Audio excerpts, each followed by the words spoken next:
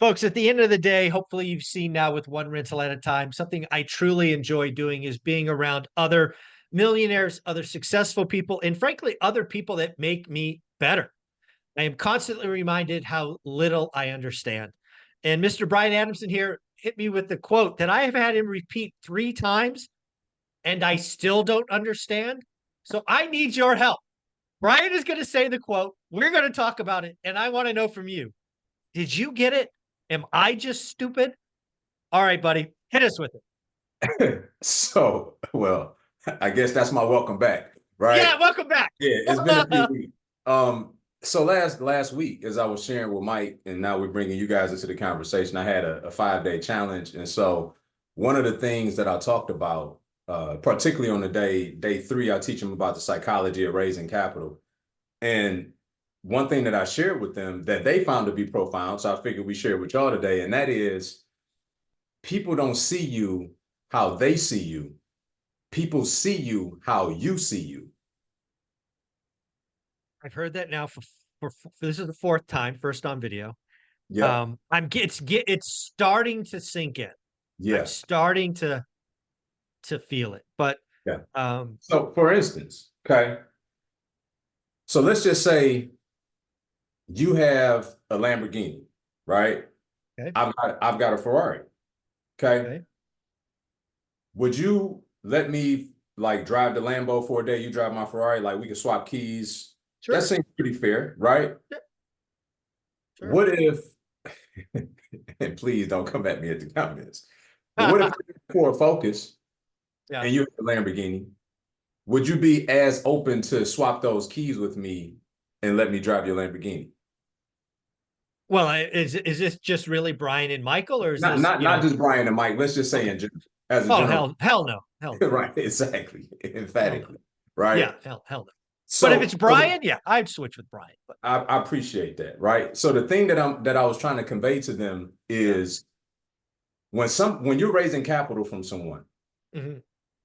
they think they're giving you their Lambo for your Ferrari. Right. They don't Okay. think that they're trading their Lambo with your Ford Focus. Ah, So okay. people don't see you how they see you. They see you how you see you. You could be broke as a joke, ready to choke.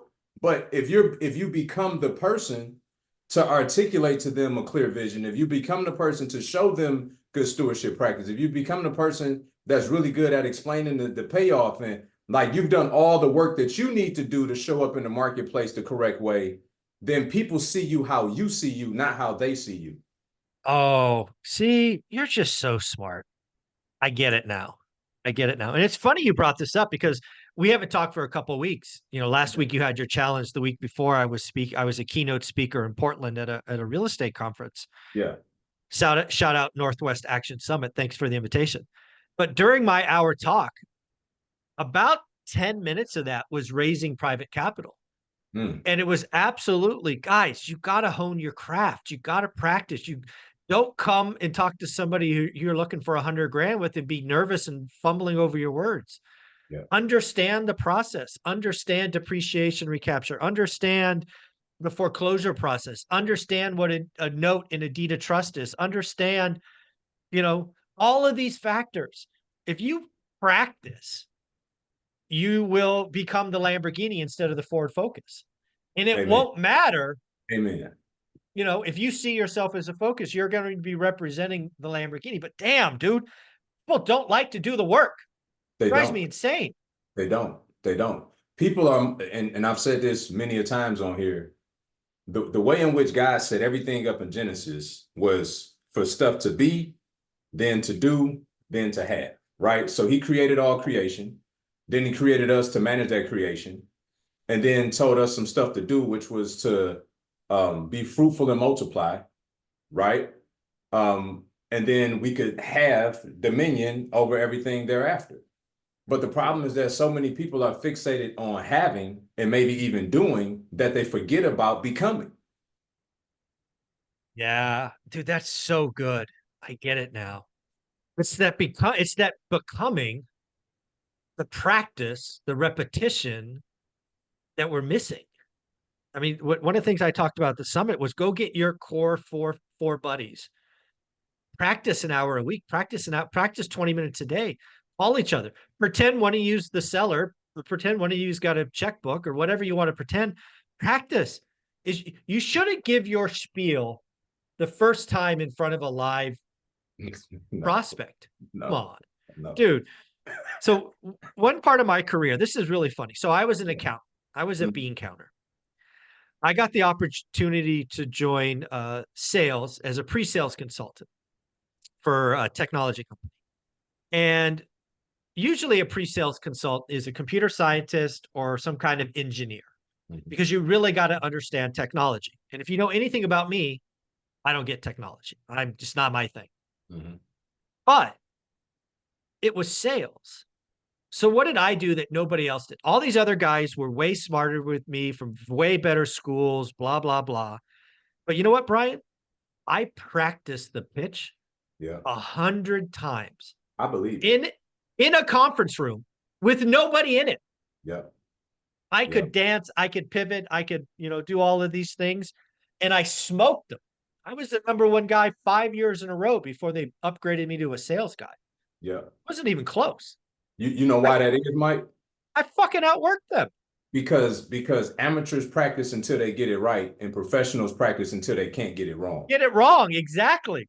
And We that's didn't do it exactly what you did. exactly. These guys, we both knew the script, but they only knew the script one way. Mm-hmm. I could dance around all of them because, again, one of the things you don't understand in sales, especially, dude, I was selling software products on the low end, 500 grand. Okay. 500 grand was a low ticket price. Yeah. Often seven figures, often multi-millions. Trust Mm-hmm. me, when you are in a room by yourself with 10, 15, 20 other people from the company who don't want to spend that money, there are going to be people that play stump the chump.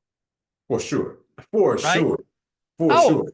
dude, they want to they want to stump you. They want to Don't let them embarrass you. find out you got the forward focus. It's game over. Exactly.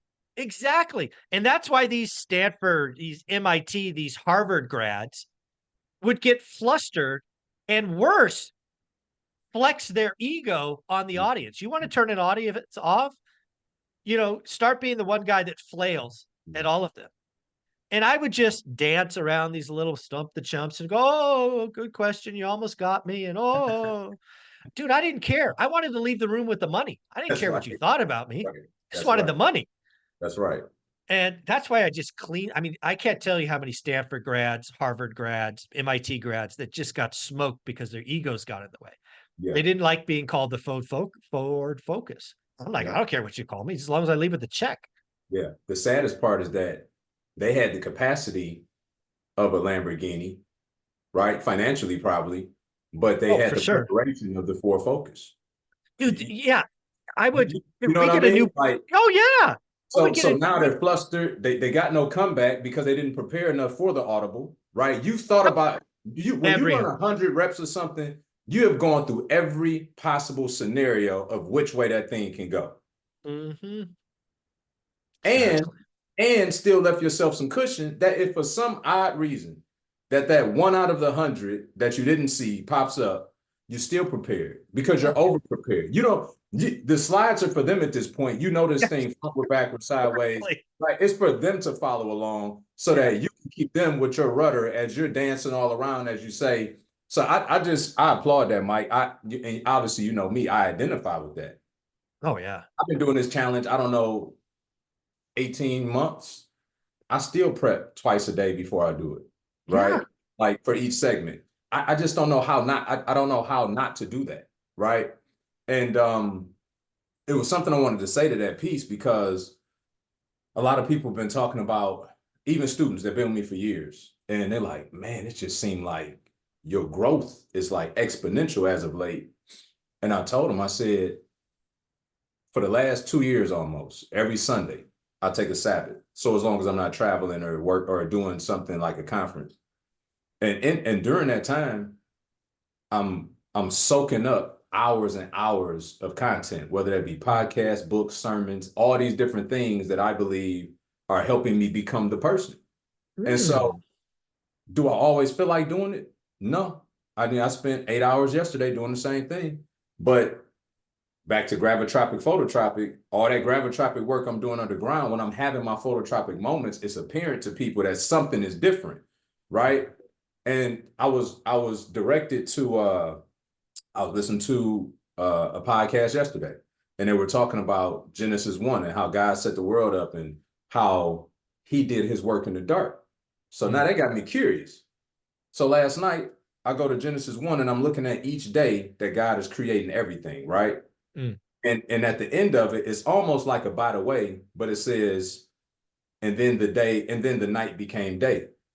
So he did his work at night, and then the manifestation of his work was in the day. Oh, wow. And then you look at everything in life. For instance, trees, plants, all those things grow down in the dark in the dirt before they grow up, right? What if same was true for us? That all the real work is done in the developmental room in the dark by yourself when nobody's watching. And then everybody else gets to see. But the problem with society is we want to do it. We want to be great and do everything in the light and do nothing behind the scenes because we don't feel the gratification behind that. We're not getting the adoration behind that. But the truth is, unless or until you do that, you're not going to grow roots deep enough so that when you are having your phototropic moment, if a good wind gust come and blow over, it won't take the tree with it. Yeah, because I got to tell you, dude, bad things happen. It's actually one of my 7 rules. I think it's number 5. Bad things happen. If your roots aren't deep enough, it'll just knock you over. 100%. You got to be able to withstand the wind. You got to be able to lean in. You got to realize that you got to know they're coming, right? Yeah. That nobody goes by unscathed. Learn the lesson, tweak your processes or procedures. Because I have a belief that the most expensive mistake is the one that's repeated. I don't mind mistakes. There are opportunities to learn. I hate repeated mistakes. Right? You want to be on my sales team? Repeat a mistake. We're gonna have a conversation. I don't mind mistakes. They happen all the time. Yeah. They're learning lessons. So yeah, it's really this is. Can you give me those 2 words again? What's the phototropic, planotropic? Oh, yeah. So gravitropic, because a seed, when it's in its form, it goes down. pursues gravity. It goes down, right? God. Okay. And then after it grows down deep enough, then the tree will start to grow phototropically, which is toward the sun. See, I tell you, folks, I got some smart friends. I've never even heard those words before, but now I know. I just hang around smart people too. It's funny how, right? So you tell people this all the time, about how important their environment is, because what you tune into, you turn into, right? So like we have to continuously surround ourselves around people and consume things that are better than what we know. You know what I mean? And be okay with that and not be jealous and feel like it's competition and like, no, it's so much to learn from everybody else. If you would just have enough humility to put yourselves in the environment, as you did with Dave Ramsey a couple months ago, or a month or so ago, right? Like those type of opportunities, and people pass by them every single day, Mike. Yeah. I love that you brought up Dave Ramsey. If you guys haven't caught that interview with Brian or discussion with Brian, I've had a history with Dave Ramsey because he has some real estate advice that I don't particularly like. But most of his message is great. I think he's helped more people on the planet financially than any other human being. So shout out Dave. But I almost let my little bias towards his real estate advice make me miss the most consequential and most important 1 hour of any event I've been to in my life. That little thing almost kept me out of the room. And I didn't. And I got to experience the most important hour of any session I've been to. And I've been in conferences. I used to do a dozen conferences a year for my old sales career. That keynote presentation with Dave Ramsey was without question the most important thing I've heard in my adult life. So shout out Dave for delivering that. So you're right.